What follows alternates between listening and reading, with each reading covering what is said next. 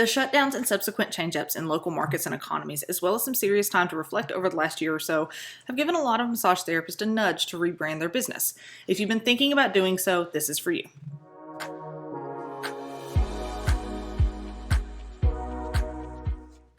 Hey y'all, Savannah Bell here with My Massage World, where I give business advice and strategies for the real world. And today we're digging into my 6 tips for a successful rebrand. So maybe you have a wonderful brand that you poured your heart and soul into in the early stages of your business and you continue to keep consistent. Or maybe it's something that's kind of organically grown as your business has evolved over time.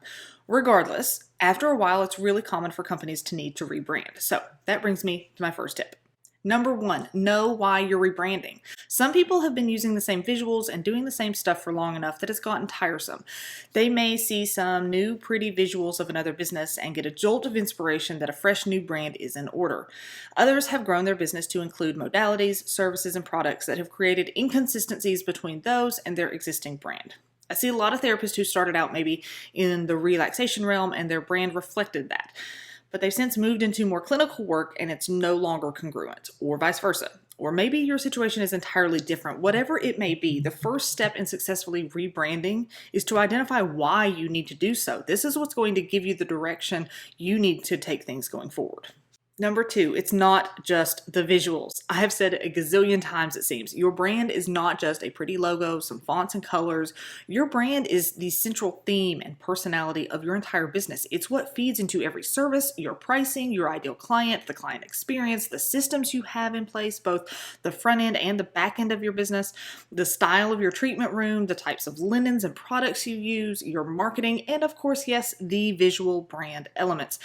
So keep this in mind. When you rebrand, you're looking at reworking all aspects, or at least analyzing everything and ensuring they are going to remain congruent with your new brand. Number 3, start from scratch. A big mistake a lot of therapists make when they rebrand is they start with what they currently have and try to build a rebrand ideal from there. And while that's not necessarily terrible in and of itself, this can lend itself to keeping things that you shouldn't just because you're used to them, or have some seemingly sentimental connection sometimes, or maybe not considering all the options available. So while yes, you'll of course bring some of the existing into your new brand, start by planning everything completely from scratch first, so you can get a full-on picture of what you're wanting to do with absolutely no limits in that first draft plan.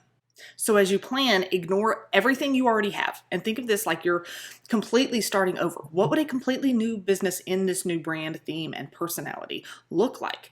Every step. Piece that together in a rough draft, and then you can look back over it through the lens of bringing in some of what you currently have, know, or do. Number 4, consider long-term goals. You're not going to want to rebrand in big ways very often, or your business likely loses consistency and trustworthiness with your community. So remember that this new brand needs to work for the next 3 to 5 years at least. There is no sense in going through all this work and overhauling things like this only to redo it in a year or two because you didn't look very far into the future. Number 5, design and implement. This is the part everybody just wants to jump to, but don't skip over 1 through 4, okay?